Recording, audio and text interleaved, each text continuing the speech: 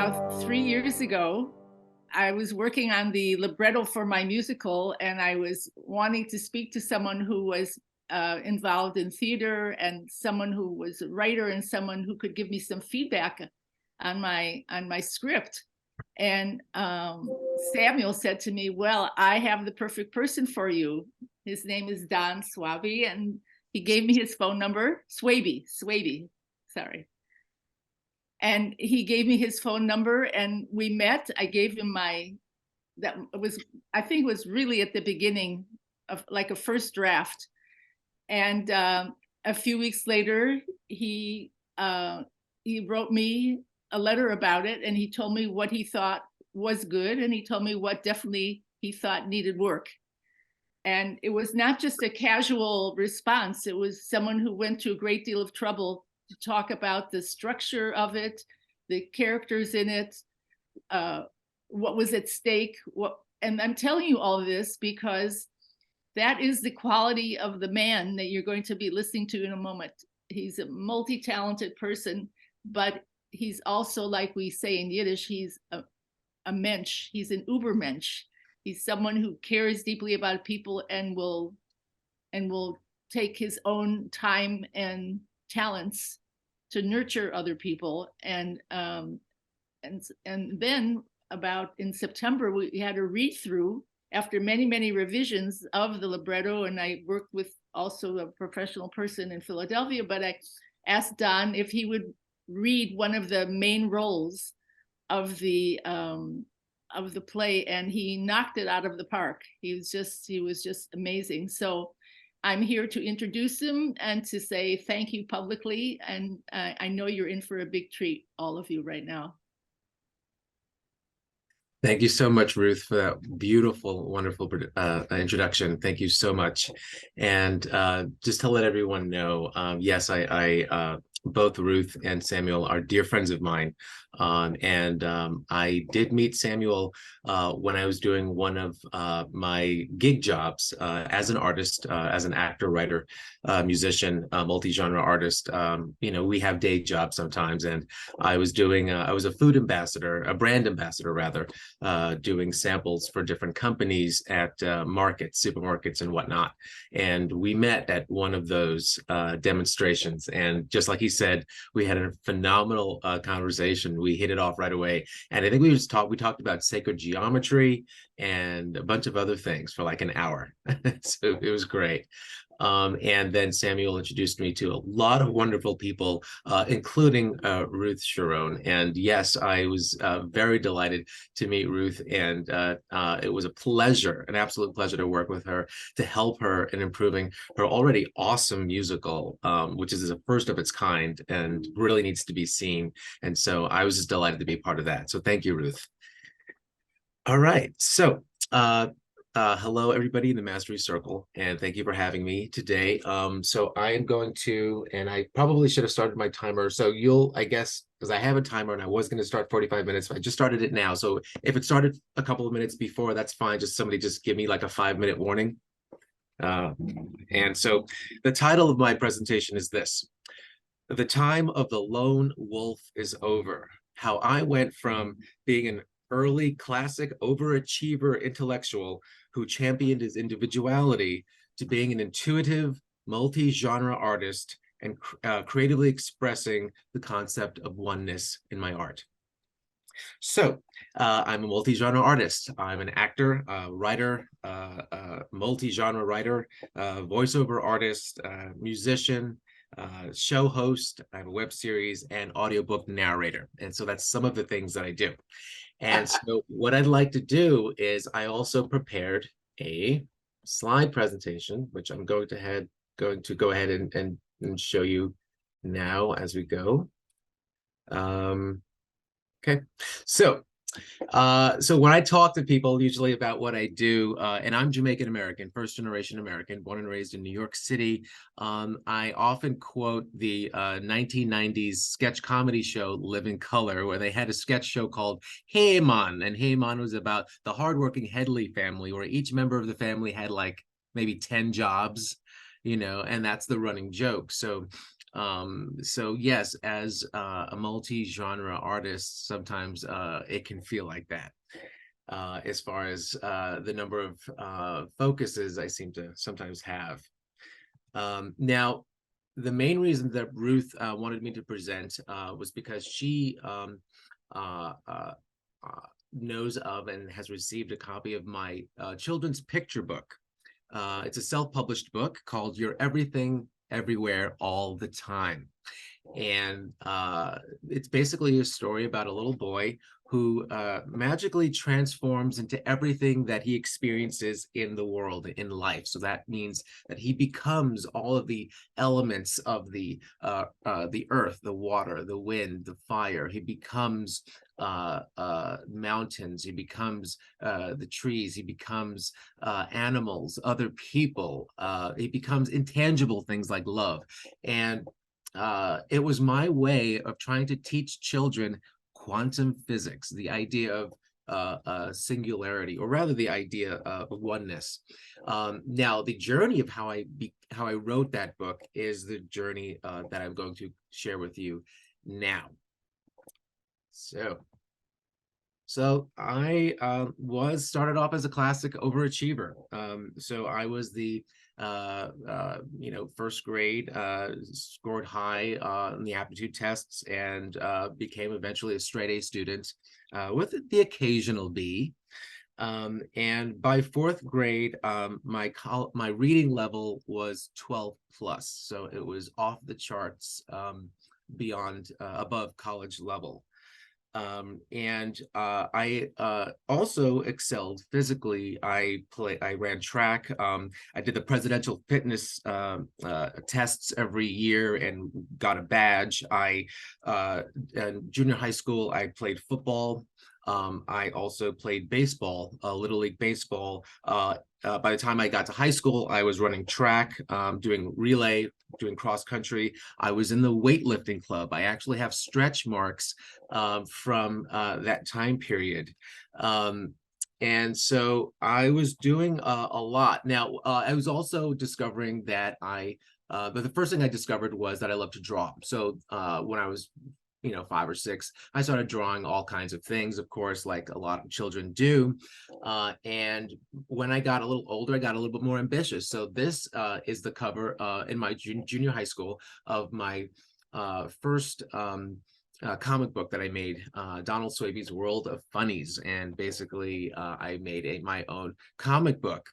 And I was just, as I said, very creative, kind of across the board. And also junior high school, I was writing poetry, short stories. I wrote a one-act play about Sandra Day O'Connor, the first female Supreme Court justice. And by high school, I was doing a number of these things. Now, one thing that I will say is that when I was 12 years old, I lived with my parents and my younger brother. I have a younger brother, 2 years younger, and my parents both from Jamaica. And we grew up in Queens, New York. When I was 12, I moved up to the attic. The attic had one room that I wanted for myself. And I moved up there. And I will say that in retrospect, and thinking about it, I would say that was probably the first action for me that really cemented my and the environment that I was creating for myself as an individual, going back to the idea that I was already forming this really strong identity as an individual person. A little anecdote, my first day of school, actually, let's go back to first grade, first day of school. My mom used to tell me this story that other kids are crying and having their parents, are trying to calm them down, and it's going to be okay. And my mom was like, she told me that I was pushing her away, like, it's okay, you can go now. You can go. I'm good. I'm good. So again, right early on, I think I really had a strong sense of who I was as an individual person, also ensconced, of course, within the atmosphere of the culture that we live in. We live in a culture that champions individuality, that champions the individual on the rights of the individual. Look out for number one. And so within the context of that, of course, I think that that is how that identity became stronger. High school, as I said, I was doing more of the same. So I wrote for the school literary magazine Venture. I was also an editor as well. I created myself and was the editor-in-chief of the school's first art magazine, Spate. As you can see here, this is a drawing I did based on a painting of the famous Thracian girl with the head of Orpheus by Gustave Moreau. I also wrote for the school newspaper. I also wrote for the yearbook. I also was in the school choir, and I was, as I said, the weightlifting club, all the other things that I told you that I did. And on top of that, I had my first rock and roll band playing guitar. So yeah, I did quite a bit. One teacher actually called me Renaissance Man. That was his term for me. So this is again high school. This is when I fell in love with acting. In fact, this was one of the high school plays we did, Room Service, based on the classic black and white film from the 40s, I think, with the Marx Brothers. And this is me here. Speech and debate. I was a speech and debater as well. So yes, you can add that to the list of things that I did. Excelled at that as well. And this is me with my drama group. Now, I would say the first major expansion that I had, the first increase in cognitive function, which fueled my intellect, probably happened between junior high and this picture, my first year of high school, because I began to question things. I began to question pretty much everything. I began to question, well, I went to just so you know, full disclosure, a Catholic elementary school and a Catholic high school. So when I began to question things, that naturally manifested in religion class. Of course, much to the dismay of the Marist brothers who ran the school. So I literally went from the straight A, do-gooder kid who, kids would make fun of for being the teacher's pet, to being the kid that I got my, I'm very proud to say, by 8th grade, I got my first parent-teacher conference meeting. My parents were called into the school to talk about me and the problem that I was presenting to the teachers, and I became this problem kid. I became this kid who did not listen and would basically challenge everyone. Let's see. So as far as other things that expanded my understanding, and interestingly enough, this poster is an irony in that it's a paradox. This is my all-time favorite film. I saw it when I was 7 years old. It inspired me to fall in love with mythology, with ancient civilizations. And I would go to the library and get books on ancient Egypt that led to ancient Greece, ancient Rome, other cultures, ancient India, and so forth.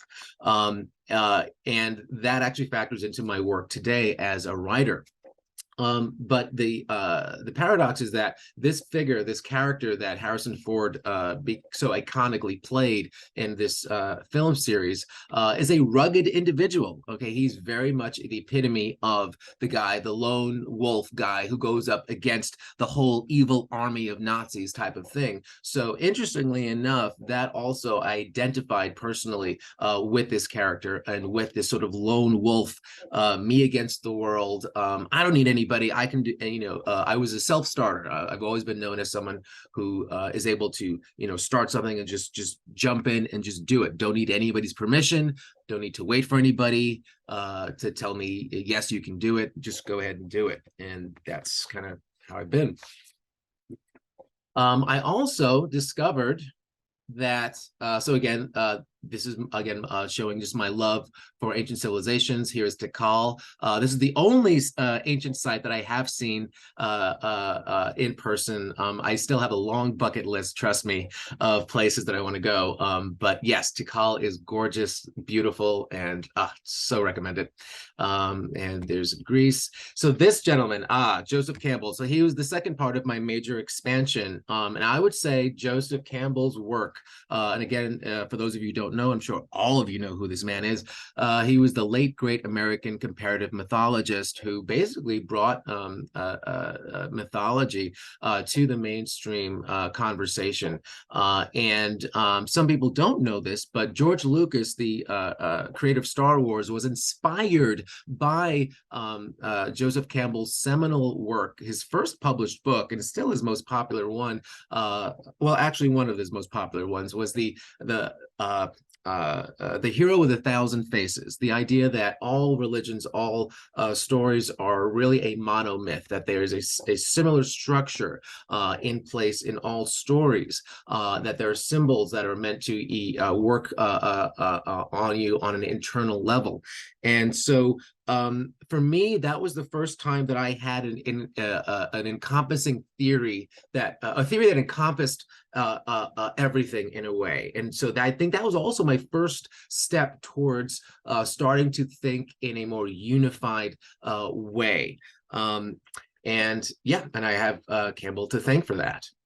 Now, in addition, I also began to learn about my personality. I don't know if you guys are familiar with the Briggs-Myers test, but they're basically, according to the Briggs-Myers test, there are 16 basic personalities, and mine is INTJ. The letters are initials for particular. So, for example, INTJ, I believe is intuitive, and I'm blanking on the end, thinking and judging. So I'll get back to the end, what it is, but I think it's, introvert. So intuitive, introvert, thinking, judging. We are 2% of the world's population, okay? We think very differently from everyone else. Little factoid, most of the villains that you will see in a movie, like the super villain, we're talking like the smart villain, super mastermind villain of books and movies, most of them are INTJs. Yeah. So interestingly enough, as I said, the irony for me at this stage was that I was expanding, which is great. At the same time, I was also going the opposite way, in that I was sort of cementing this sort of idea in cement, of who I was. And I think I was wearing at the time my personal identities too much. So everything is connected mostly by stupidity. So yeah, that's a typical INTJ thing, perhaps, to say. Busting your belief system, one myth at a time. Is another one. You want to get high? I get high in intelligent conversations. So yeah, I'm that guy. An INTJ is the person where if you go to a party and you find one person in that room who has you have the deepest, most profound conversation, I'm that guy. That's I have 99.9% of the time I have conversations like that. It's very hard for me to do small talk. INTJs, we hate it. How many INTJs does it take to? One. Okay, so that's that. And my first play was My Children, My Africa in Boston University. By college, I was studying acting. I was also continuing to write. And in fact, at this time, I was also living out a dream. I did not drop out of college to do my first play. What I did is we had an agreement between the theater and my school, where I'd have all my classes in the morning and I would have my rehearsal in the afternoon. Then I had work study. I would go to work in the cafeteria for dinner time. I would come home late after that, like about 11 o'clock, and do homework. And then about 1 a.m. is when I would start memorizing lines for the rehearsal the next morning or the next day. And I basically got maybe 5 hours sleep, 6 hours sleep if I was lucky. And I loved every single second of it. It was an amazing time. This was View from the Bridge, a play that I did. So again, these are all plays that I was doing. And basically, by this point, I was at the top of my game. To give you a nice summary, by my mid-20s, here I am with Kimberly Elise in Raisin in the Sun at the Williamstown Theater Festival. I was acting on stage, going all the way to off-Broadway. Here I am on the same play. This is the great Viola Davis, as you can see back here. It was phenomenal to work with her. Yes, I've worked with her 3 times in the last 30 years. And Ruben Santiago Hudson. And I was also acting on television. I did my first film, G.I. Jane, with Demi Moore, and directed by Ridley Scott. I was doing radio commercials. I had a band. I was doing so much. And at 26 years old, I booked my first television show, and I was a soap star, making 6 figures. I owned, by 28, I owned a home. I had a theater company. I had a band. I had $20,000 in mutual funds. I had my own fan club. I sold merchandise for my fan club. I set myself up across the board. And yeah, that was the height of the whole overachiever success thing. That was the pinnacle of it. And then let's see. Okay, so just a few more things. Yes, this is a play that I had always wanted to do. My theater company produced Slow Dance on the Killing Ground.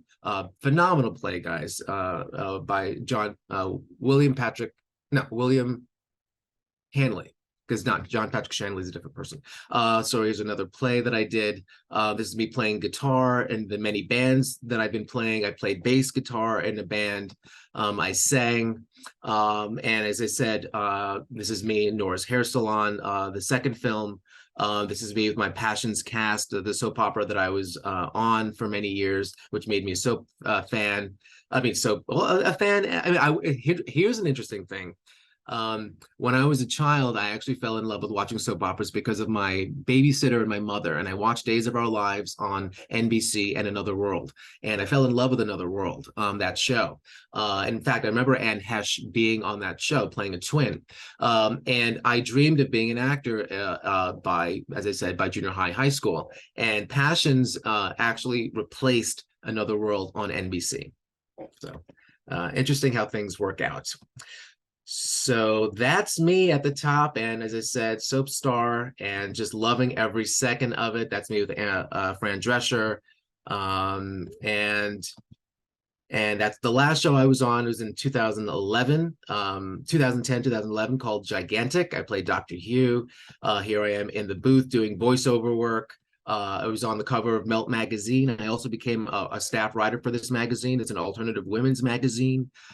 Here I am on red carpets. So as you can see, I was living the life. Now, just before I get to the pretty much the second to the last part of this presentation, just only 2 more sections. The third part that goes into the book, because we're going to get back to my self-published rhyming children's picture book, You're Everything Everywhere All the Time. I was a reader for Screen Actors Guild Book Pals program for many years, where we'd go into schools, elementary schools, once a week, and we'd read. And I fell in love with reading to kids, and I also fell in love with kids' picture books. I discovered the magic of them from when I was a kid. And that is what also led me to be inspired as a writer to begin writing for kids, which I began about 8 years ago. So there's that. And here's me doing a presentation for kids, reading a book. I also would play guitar for them. I also have a song version of my book that I actually will sometimes give away when I'm selling books in person, like at a festival or something like that, like the New York Times Festival of Books. But then I also bring in my guitar when I do school presentations, and I will sing not only the song version of my book, but I'll also sing a whole bunch of other songs too. a huge influence for me in terms of children and literature was this guy, Gerald McDermott. Gerald McDermott was an illustrator who actually worked with Joseph Campbell. They actually did early on in the late 70s or early 80s several short animated films that were based upon folk tales, upon myths. And McDermott went on to have a phenomenal career taking folk tales from cultures around the world and making these beautifully illustrated. I mean, if you've never seen one of his books, you've got to pick up one of Gerald McDermott's books, please. I definitely strongly recommend that you do, because they're gorgeously illustrated. And they became my go-to books when I read to kids. And that also, and his illustration style also factored into my illustration style, influencing my book. So here's just a cover, or rather a little collage of several of his titles. As you can see there. Here's one, Coyote, which I would read, Raven. Sometimes, in fact, what I would do is I used to have when I say used to, I had a djembe, a really beautiful African drum. And I would sometimes commit the story to memory. And I would bring in my drum and I would have two students hold the book up in front of the class and turn the pages while I would recite the story while playing the drum. So that really gave the kids a sense of, okay, this is something special. This is a special story, and setting the tone and all of that. So yes, that was all wonderful. And the last bit of expansion that I had before the crash. So I'm just going to say the next part is going to be the crash, because that's going to happen. If we go that high, we're going to have to come down. So we're going to come down in a second. But before we do, What the Bleep Do We Know was the first film that I ever saw that introduced me to the world of quantum physics. And that was the idea that when you deconstruct everything physically down to the smallest particles, down to the electrons vibrating in and out of existence, that's it. There's nothing there. And yet that quote unquote nothing seems to be everything, the ether, the space between the spaces. And that is what I believe was the final part that inspired me eventually to come up with the idea for my book, because I wanted to of course, being the educator that I am in terms of working with children, I've also worked in the Los Angeles Unified School District for 10 years. Everything from after school programs to site coordinator for a physical phys ed program, to as a private tutor, used to go to their homes, to a sub teacher. I was a sub teacher for many years. So yes, so I wanted to teach kids quantum physics. So that's how that came about. And interestingly enough, the idea for the book and all of this came about while I was in the next part of my life. And the next part of my life, oh, this is actually out of order. So let's see. Okay, so we're going to go back to that because we're out of order there. So the crash. So basically, in 2 years, this is what happened. In 2 years, I lost everything. I lost my manager. I lost my agent. I got dropped. I lost my home. I found myself in a toxic relationship, a toxic marriage. In fact, I could hardly work, couldn't pay rent. I was living with friends. My father got sick. He passed away. I got hit by a car, got run over, had a broken bone in my foot. Was on crutches for 6 months, living out of boxes, sleeping on a mattress on a friend's floor, and wondering how the hell I got there. Because all of that happened within a year and a half, under 2 years. And it was insane. And yeah, it literally threw me for a loop. So these are the the pictures that I found. As I said, yes, all my stuff was in boxes, and I was catering. I ended up doing service work, very low pay. And I was also, at the time, I started working for the Burbank Unified School District as well. So I started getting into that, but I was in denial. I was in a lot of denial about how I got there. I felt a lot of guilt, a lot of shame, a lot of self-blame. And I realized eventually my intellect couldn't save me. I realized that my intellect only made things worse. As my ego, the voice in my head, the monkey mind, I tried to use my brain to figure out my issues, tried to figure out how to get back to where I was. And of course, that didn't work. So this was my long, dark night of the soul. And I did go through all the stages of grief, and so forth. We'll get to that in a second. And denial, anger, bargaining, depression, and eventually acceptance. But it took almost 10 years to do that. It took 10 years of denial. And as you know, the longer you resist, the bumpier the ride gets. And that's what happened, to the point where it got so bad and I hit such a bottom. And I won't go into the specifics or particulars of that bottom and what it looked like, but there's a little bit of cliche in there, of course, dealing with substance abuse, and just basically wasn't loving myself, and just was not connected to anyone or anything in reality, was not connected to source, was not connected to divine, and certainly the concept or idea of oneness at this point was merely an intellectual exercise. It was not anything that I could live or embody, and certainly something I did not understand integrally. And I think it was basically 3 years ago, just 3 years ago, guys, when the light went on. The light went on that said, and I can't remember the exact inspiration or catalyst for that light. All I can say, there was a moment where I began to realize that I held the keys to my own prison. There was a moment I realized that, and it was things that I was learning. I was because I was open to, as an INTJ, we're open to all information and knowledge. So we have one big grand unifying theory of everything. That's how INTJs think. So I began meditating. I began using plant medicine. And that was a major part of my healing. So that includes psilocybin, aka mushrooms, which was my first major experience, aha moment in forcing me to see what's already there. And that's what I believe when people ask me about plant medicine, especially, for example, psilocybin. I say, well, if you look at the light spectrum, right, from ultraviolet to infrared, most of it is invisible. We don't see most of it. It's there.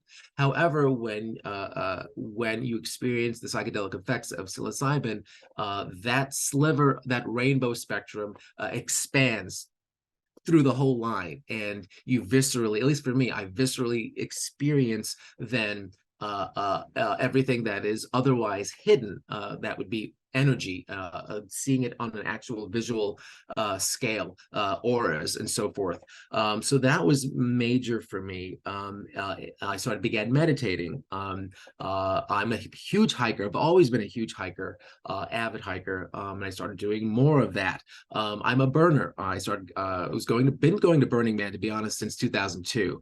And so that, like I said, that's the irony of a lot of my journey, is that a lot of these pieces of things were things that I found in my life very early on, guys, very early on, if you notice, right? A lot of these different things, but it had not gelled into any sort of,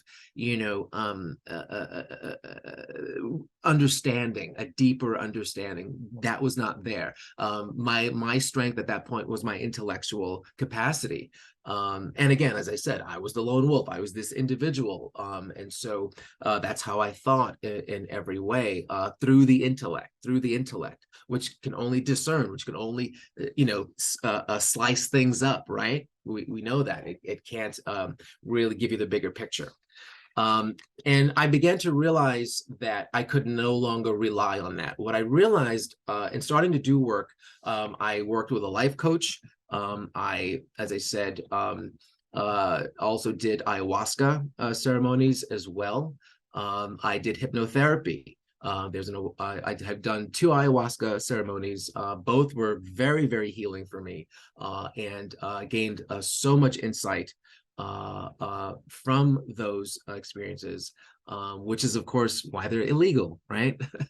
Because 98% of addicts, for example, do not go back to their addiction after their second ayahuasca ceremony. And the reason being for that, in general, is because ayahuasca goes directly to the source. Mother ayahuasca goes to the source of your issues or your problems, where it first began, and helps you work that out and free that energy, that blocked energy, and heal that trauma so that you can then come back to wholeness. And that's the whole point. Yoga. I'm a big avid yoga fan. Quick little anecdote. I fell in love with Bikram, or hot yoga as it's called now, in 2005. Used to actually work at a Bikram studio and took yoga almost every day. Then I fell off of it. And when I got hit by a car in 2013, and had a broken foot, yoga was my therapy. That's actually how I began to walk again, because after I healed, my foot was twisted. My ankle was twisted. My foot did not even rest on the ground completely. It was pretty bad. So since then, I promised myself I will do yoga every other day for the rest of my life. And I'm happy to say that this is the 10th year where I've been doing so, just that. I also, as I said, I also began to continue learning, of course, intellectually, while I was doing all these other things. I still was intellectually feeding my brain. So I learned everything. I learned about the Kabbalah. I learned about the Hermetic principles, going all the way from ancient Egypt, and Hermes. And I also began to learn how to finally integrate these things into my life. And books like The Surrender Experiment by Michael Singer were very, very pivotal for me in beginning to learn how to understand, to let go, and to accept what was in my life, and accept that those things would lead me to being fulfilled, that would lead me to my life's mission of what I meant to be doing on this planet. So I've experienced a rebirth. I've experienced a rebirth. I have a lot to thank for this person right here, in this picture to my right. This is my ex-wife, Cynthia. And I will say this, in short, we had a twin flame karmic relationship, which is explained to me by many people, including my life coach, who's also an astrologer. And twin flames basically are souls that come to this life. If they find each other, they are meant to help each other grow. And in fact, they mirror each other so well that usually what happens when twin flames meet is one of them may accept the strength of the connection and the intensity of it, and be willing and ready to evolve and change. And the other person gets so scared by the strength of the connection, they run away. Thus, you have a runner and a chaser. And so inevitably, most twin flames do split apart, and that's when they grow. And then sometimes they do come back together. So all I can say is this person, who at one point, I'm not going to lie, it felt like she was the bane of my existence. We were two unhealed people thrown into a situation. I lost everything. I was not happy. She was not happy either. And we were projecting it onto each other. And it got really vicious and really nasty. And 10 years later, I look back, and the beginning of the healing was with her. In fact, we were still together when I began to heal, and I began to have more compassion and more love for her and for what she was going through, and for myself and for us. And I was able to be grateful, to get to a place of gratitude for her and for everything that we went through. I am in such gratitude for everything that she and I went through and put each other through, because that was the catalyst for my growth. So she was my greatest teacher. Cloud Atlas is one of my favorite films. I only threw this in here because, again, it's part of my expansion of my rebirth. It's a new understanding of life. I believe in soul groups. I do believe I have come here to manifest, to fulfill my life's mission. I believe we all are here to do that. And every family member, every close friend that I am connected to by love, I believe is part of my soul group. So Cloud Atlas, if you've never seen it, it's one of those films that not maybe 2% of the world will see it, but those 2% love it. It's like one of their all-time favorite films. And if you've seen it, I think you know why. There's no film like that. And so currently, the projects that I'm doing now all reflect my new place of oneness. The understanding that, for example, in my this is a poster for a, and by the way, all the projects that I'm working on, I'm currently shopping, and this is a going to be a TV series about the reincarnation of Rama in the Hindu story Rama and Sita, the Ramayana. And it's basically a modern day woman, archaeologist discovers that she's the reincarnation of an ancient Hindu goddess, and very excited about that. So the idea that love is something that is a unifying thing. Love transcends all time and space. Love connects all of us. I believe that unconditional love is the highest vibrational frequency in the universe. I call it God's love. So again, now that I understand my life's mission, all of my work reflects all of this. Orpheus Star is a feature film. I made a short proof of concept a couple of years ago with an all-star cast. If anybody wants to see it, hopefully I'll get people's contact information. I can send you the Vimeo link, because it's a phenomenal cast. Starletta DuPois, Margaret Avery, from Color Purple, a whole host of film and TV people. But anyway, this story is a story about a musician and his grandmother and their estranged relationship. So the general themes are love, forgiveness, redemption, connection. This is a young man who starts off feeling alone, isolated, alone, desperate for connection. 5 minutes. Thank you. And then here's another one. Again, same idea, Mr. Dependent. It's about a guy who's an out-of-work, jaded, divorced actor who goes to help his uncle in Jamaica run a fish farm, where he discovers new love and he discovers his true calling in politics. And again, the idea being that this is someone who was a loner, was the lone figure, a lone wolf in his guide, did everything on his own, and he comes to realize in this story that he needs people as much as they need him.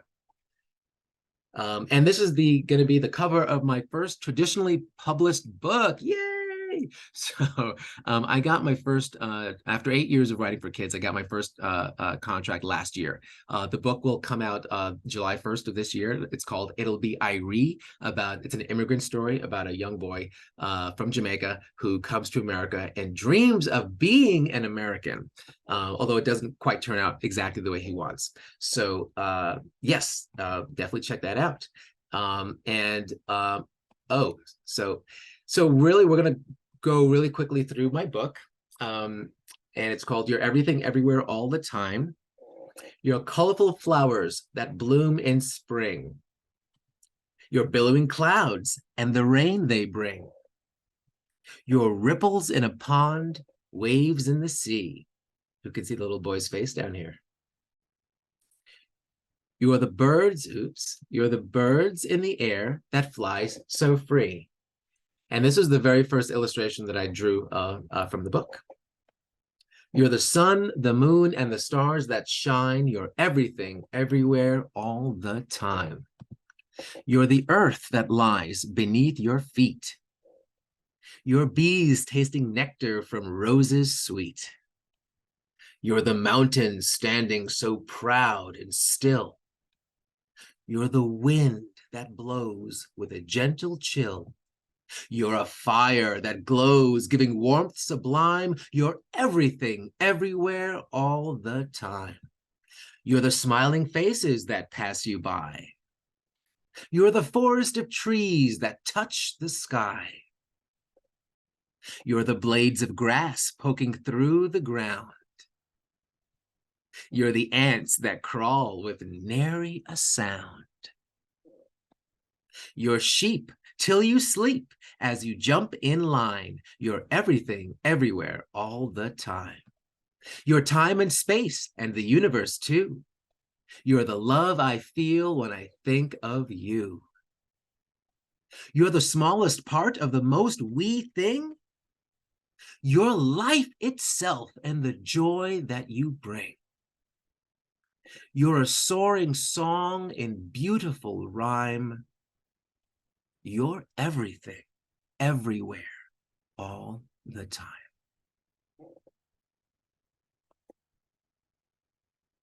That's it.